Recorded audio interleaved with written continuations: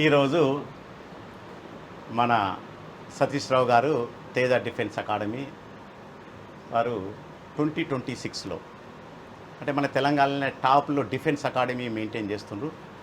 అందులో మనకు జూన్ 25లో హన్మకొండలో జరిగిన ఓపెన్ కాంపిటీషన్లో తేజ మన డిఫెన్స్ దానిలో ఓపెన్ కాంపిటీషన్లో 158 మంది తేజ డిఫెన్స్ అకాడమీ నుంచి ఒకటేసారి సెలెక్ట్ కావడం అనేది వారికి నిజంగా కూడా మనం అందరం కృతజ్ఞతలు తెలపాలి. తెలంగాణలో ఇది టాప్ ఇన్స్టిట్యూషన్గా నిలబడింది.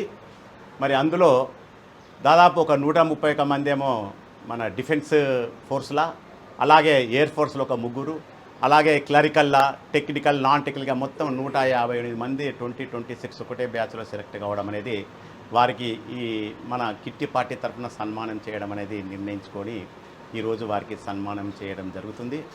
వారు మరి ఇక ముందు కూడా వారి తేజ డిఫెన్స్ అకాడమీ ఇంకా మునుముందు కూడా ఎంతోమందిని మన దేశ సంరక్షణకు అందించాలని కోరుకుంటూ మరి వారిని ఈరోజు సన్మానం చేయడము జరిగింది. మరి వారి కృషి ఫలితమే నిజంగా చెప్పాలనంటే తేజ డిఫెన్స్ అకాడమీ అనేది కరీంనగర్లో ఇంత పెద్ద ఎత్తున మరి సైనికులను అందించడం అనేది వారి జస్ట్ ఇప్పుడు మొన్న 16 నాడు కూడా 31 మే 26 నాడు result merit list result announce అయిపోయింది. అందులో 158 మంది సెలెక్ట్ అయినరు. ఫస్ట్ నాడు మరి వారికి మెమోంటైలేమి కానివ్వండి, ఆ స్టూడెంట్స్ అందరు కలిసి వాళ్ళని సన్మానించడం జరిగింది. సర్టిఫికెట్స్ కూడా ఇవ్వడం జరిగింది. వాళ్ళందరూ ఇప్పుడు 8th ఈ జూన్లో రిపోర్ట్ చేయడం జరుగుతుంది.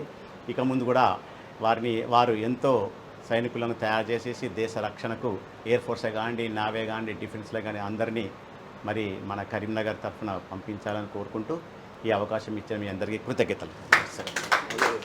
ధన్యవాదాలు.